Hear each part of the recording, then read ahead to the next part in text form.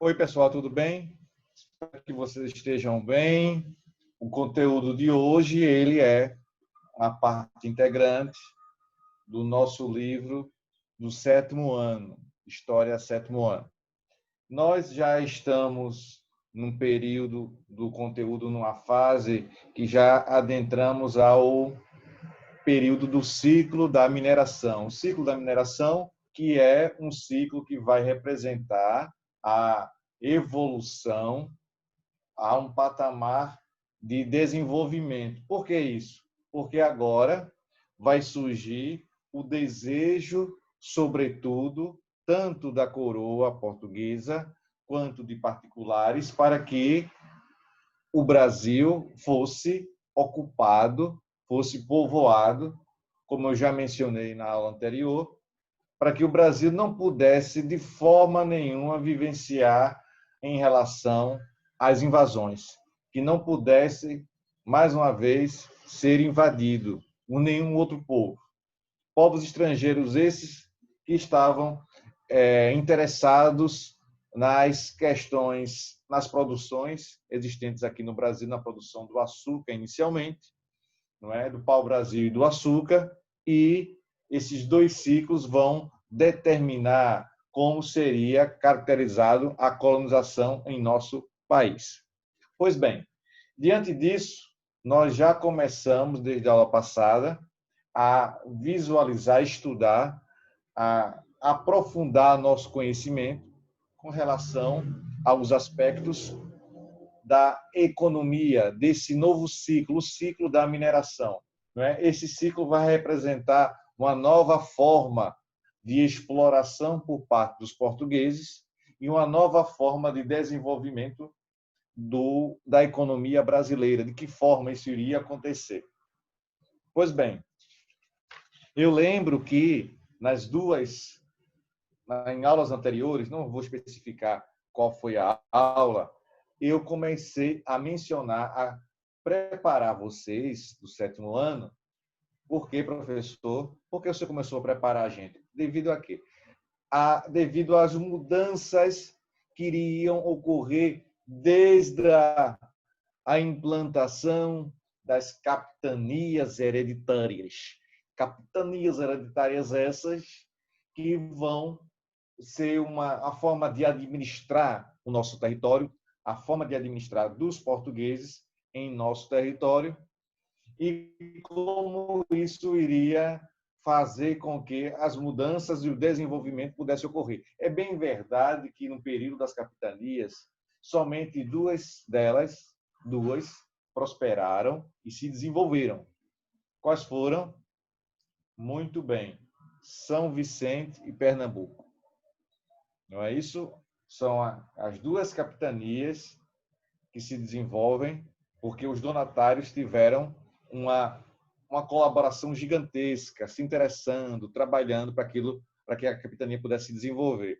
E ali eu já mencionava que ali era um ciclo do pau-brasil, o ciclo colonial, ainda estamos na colônia, o período colonial, existem esses ciclos econômicos. O primeiro deles é,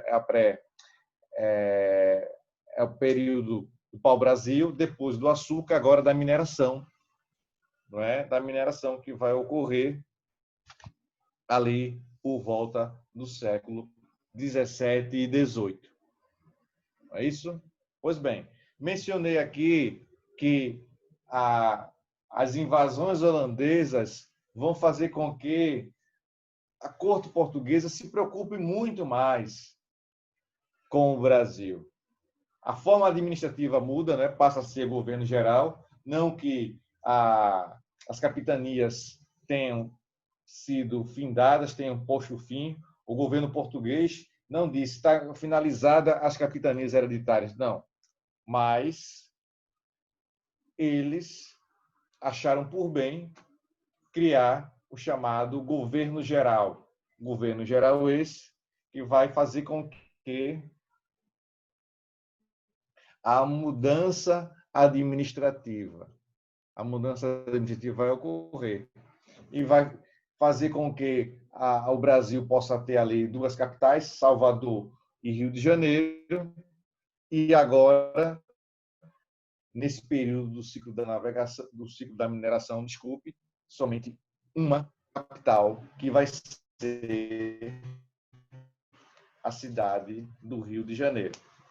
Falamos aqui sobre o ciclo da mineração, o interesse dos portugueses, as chamadas entradas, que são expedições organizadas pela corte portuguesa, que visava reconhecer o terreno, reconhecer o território, organizar o território de uma forma mais profunda no interior e em busca de metais preciosos, em busca do ouro e da prata. Ao mesmo tempo, eu lembro que ressaltei isso, não foi, pessoal? Muito bem. Ao mesmo tempo, vai ocorrer as chamadas expedições das bandeiras. O que vem a ser as bandeiras? São bandeiras que eram colocadas para demarcar os territórios que estavam sendo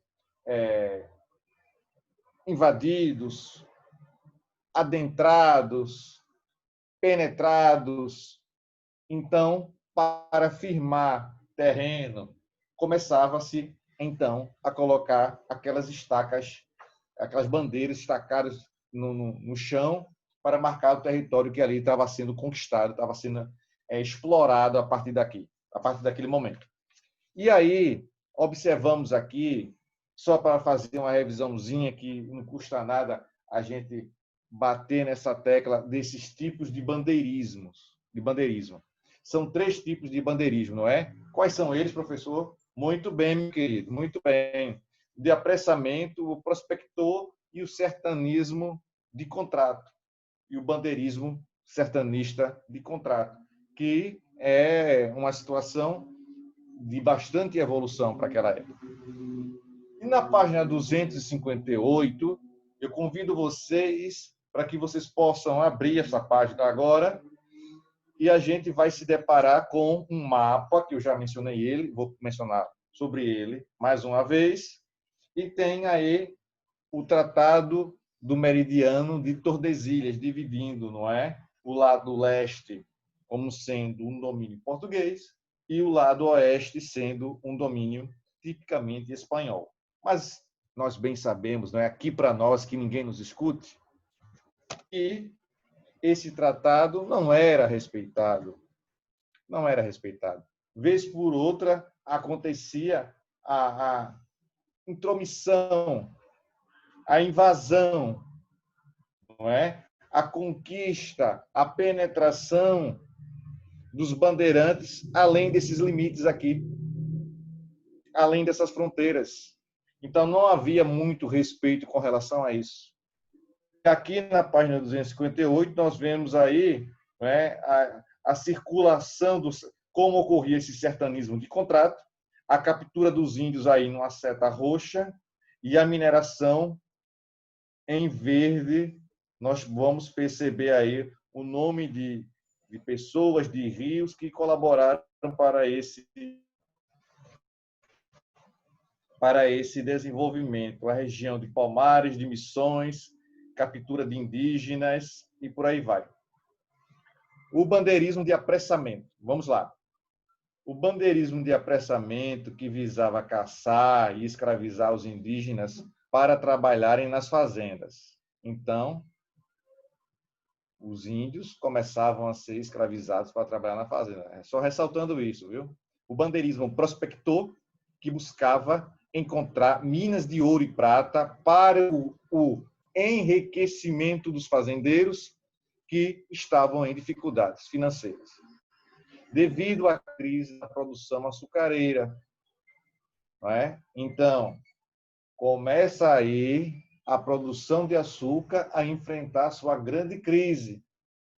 E, na opinião de alguns historiadores, e eu concordo com essa opinião, a produção açucareira, a partir do século XVIII, vai começar a entrar em queda vertiginosa, gigantesca, enorme, e principalmente a produção açucareira no Nordeste. Basicamente, a produção era de açúcar no nosso país até o século XX vai ser somente no Nordeste. Deu para entender?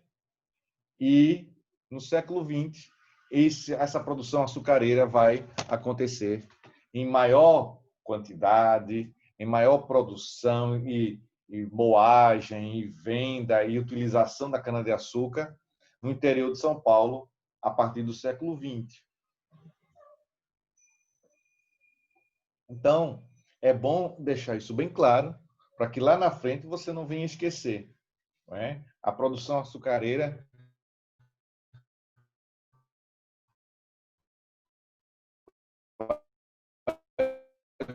começar a ter um declínio, não vai conseguir se recuperar, e a produção açucareira e também na região centro-oeste. Não é isso?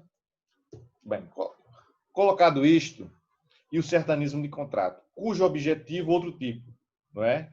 Um outro tipo de bandeirismo, o sertanismo de contrato, cujo objetivo era destruir os quilombos, que passaram a incomodar bastante os fazendeiros e portugueses, pois eram unidades de existência que, de certa forma, enfraqueciam o controle econômico. Na prática, o bandeirismo, já na página 259, atenção, página 259, na prática, o bandeirismo, na sua forma de apressamento, já existia desde o século XVI e tinha como objetivo controlar e escravizar os indígenas revoltosos, que inclusive dificultavam a consolidação da colonização portuguesa no Brasil. Os bandeirantes tiveram muitas perdas humanas e gastos econômicos. Nesse sentido, a partir do século XVII, já durante o período de União Ibérica, os bandeirantes escravizaram os indígenas guaranis que já haviam sido catequizados pelos jesuítas e, portanto, eram índios pacíficos. Não é? Já mencionei isso, falando sobre esse medo que se tinha dos índios hostis, os índios canibais. Agora, ainda na página 259, temos aí a descoberta do ouro. A descoberta do ouro. O caminho para a descoberta do ouro foi bastante difícil. Desde o fim do século XVI, os portugueses buscavam metais usando inicialmente o bandeirismo de apressamento, que ao mesmo tempo procurava mão de obra nativa para as fazendas. A interiorização chegou à região sertaneja e por volta do ano de 1695 foi encontrado ouro no Rio das Velhas, no que corresponde hoje ao estado de Minas Gerais. Como seria isso, hein? A descoberta de ouro em 1695. Que repercussão não causaria? Não é? Que repercussão? Outras minas começaram a ser descobertas à medida que aumentavam as expedições pelo interior brasileiro. Em seguida, mais precisamente em 1696, encontraram depósitos de ouro no Vale do Ouro, no Vale de Ouro Preto. Também foram descobertas jazidas de diamantes no norte de Minas Gerais. Olha aí. Então, a partir do final do século XVI, os portugueses, com a anteriorização, vão começar a encontrar, vasculhando, procurando, acabaram encontrando ouro. E isso, evidentemente, vai se tornar notícia, vai se espalhar e grupos humanos vão começar a se deslocar para Minas Gerais em busca de uma perspectiva de vida muito melhor. E temos, aí, prosseguindo, o ouro encontrado no Brasil foi chamado ouro de aluvião, pois era encontrado em depósito de cascalho, areia e argila. Então, dentro da areia, dentro da argila, se encontrava ouro. O ouro no Brasil tem essa característica, não é? Estava na foz, na página 260, na foz de rios e riachos, a quantidade encontrada era pequena. E as expedições em busca das minas continuaram. Acharam ouro também nas encostas de montanhas, onde cavaram poços de profundidade pequena devido aos poucos recursos tecnológicos que possibilitassem chegar a regiões mais profundas. A descoberta do ouro nas Minas Gerais trouxe várias consequências negativas para o Brasil. Olha aí, mostrei inicialmente os aspectos positivos e agora vamos conhecer os aspectos negativos dessa descoberta de ouro. Preste atenção aí. Preste atenção aí no serviço. Primeiro, um grande êxodo para a região. Esse êxodo aí significa grupo de pessoas, famílias e mais famílias começaram a se deslocar para a região das Minas Gerais em busca de uma melhor condição de vida. O que foi que eu falei? Que a notícia que existia ouro na região do Vale do Ouro Preto, em Minas Gerais, não é isso? No norte de Minas, vai trazer para aquela região uma grande quantidade de pessoas. O êxodo vai acontecer. A população daquelas cidades vai crescer enormemente por conta da notícia que se chegou da presença de ouro naquela região. O ouro ainda vale um bom dinheiro hoje, você encontrando ouro puro. 1 grama de ouro está valendo mais ou menos uns 280, 300 reais, 300 e poucos reais. 1 grama de ouro, 1 grama, somente 1 graminha de ouro. Não é? Deu para entender? O que causou um caos.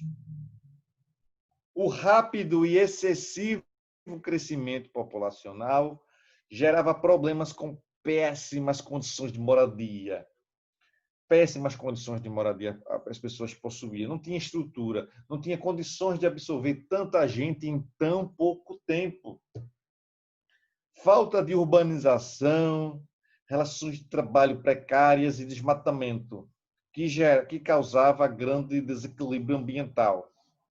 Cerca de, veja aí, 50 mil pessoas se deslocaram para as Minas Gerais, em busca de riquezas e a melhoria de vida. Muitos conviviam com a fome. Você, professor, 50 mil pessoas, só isso está causando esse transtorno aí? Sim.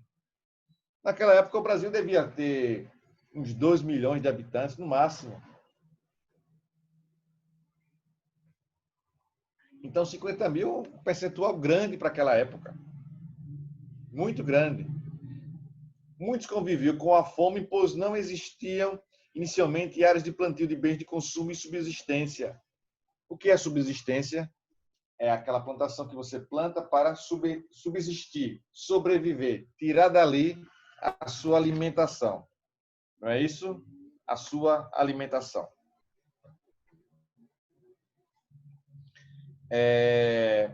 Vamos avançar com o nosso conteúdo, fazendo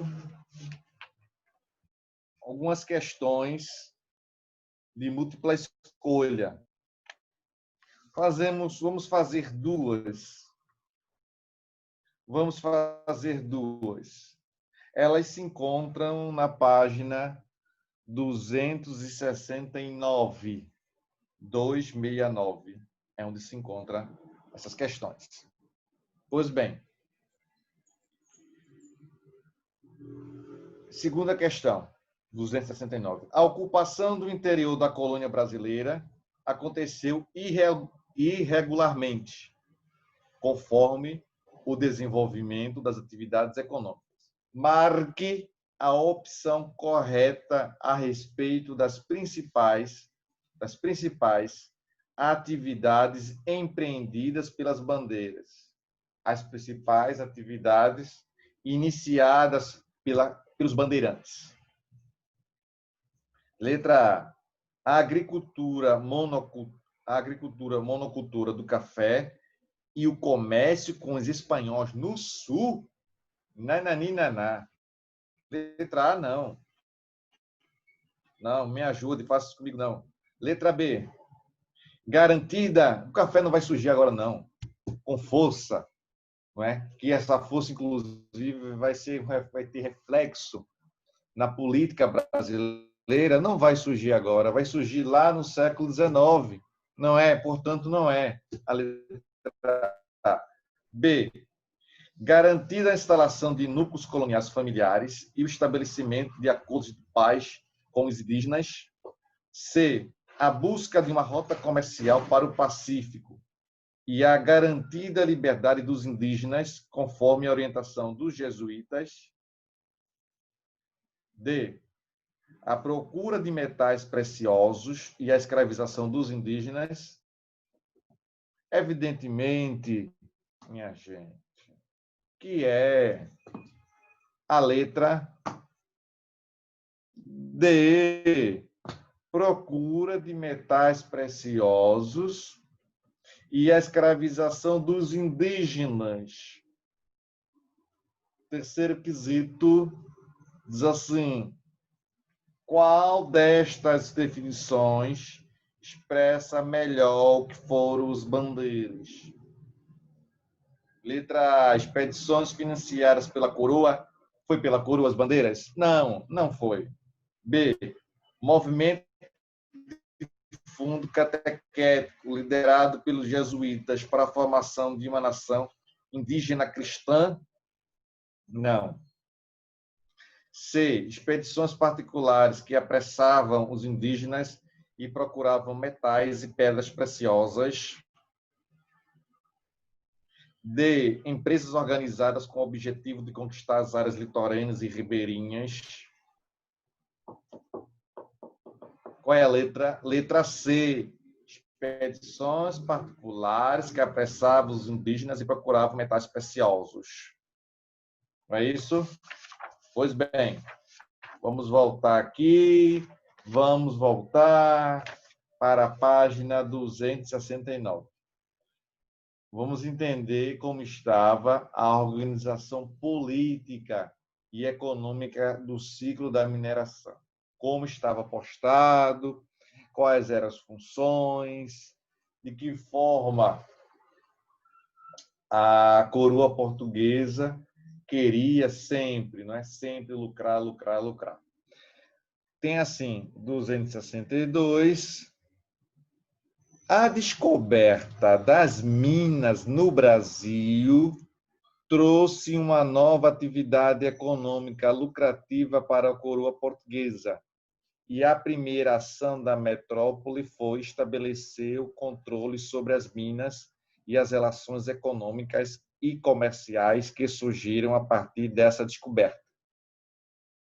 Nesse sentido, criaram as chamadas intendência das minas, que na prática era um órgão administrado por governadores, indicados pela coroa portuguesa. Então a coroa portuguesa sabia que tinha que colocar aqui nesse período aí do ciclo da mineração os seus representantes. E era professor, sim.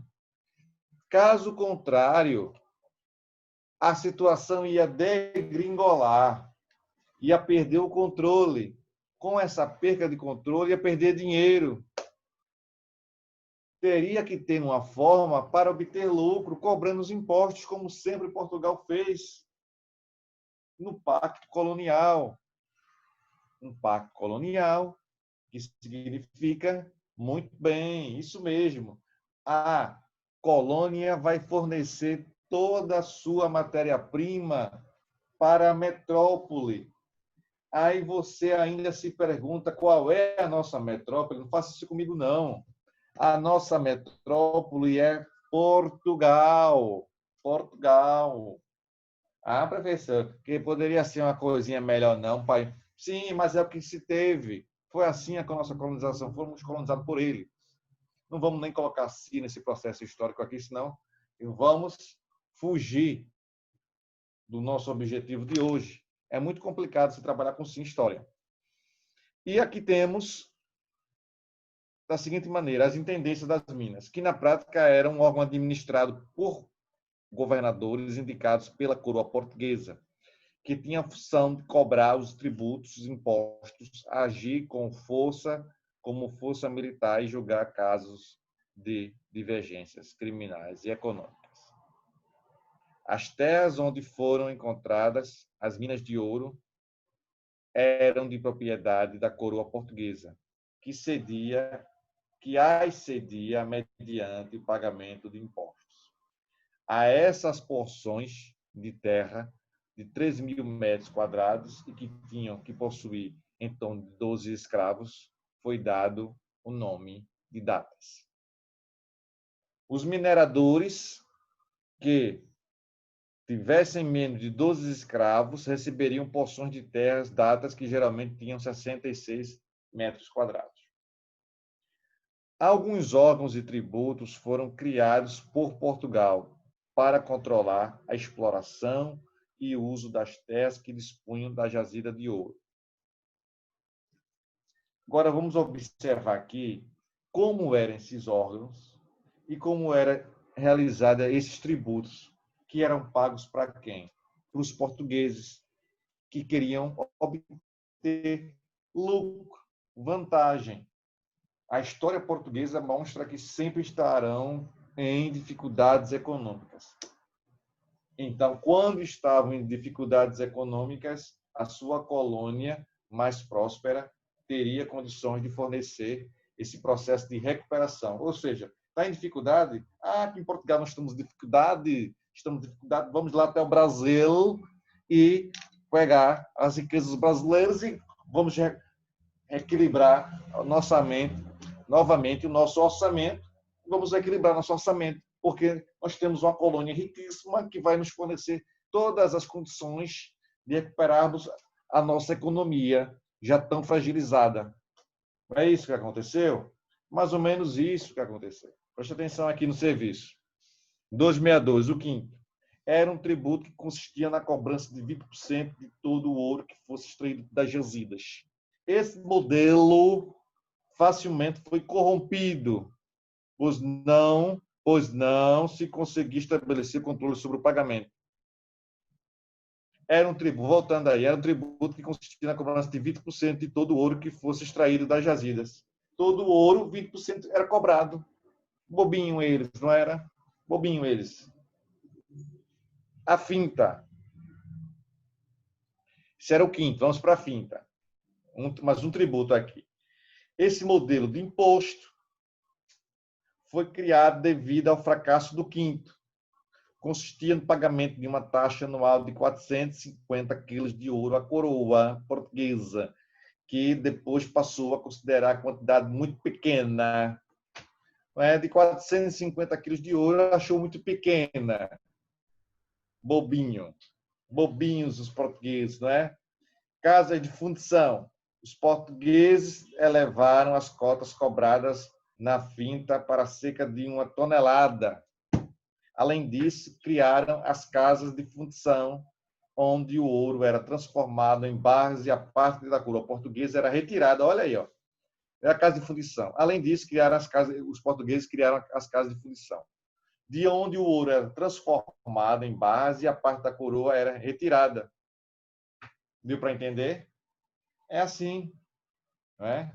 Foi dessa forma que os tributos foram cobrados e também tivemos a derrama, que era a forma política, a forma violenta como era cobrado os impostos atrasados, que nós iremos detalhar esses aspectos, esses tributos mais tributos como a derrama nas próximas aulas, melhor dizendo. Espero que vocês tenham compreendido, tenham absorvido conhecimento. Qualquer dúvida, me procura através do aplicativo. Tchau para vocês. Tchau, pessoal. Até a próxima. Tchau.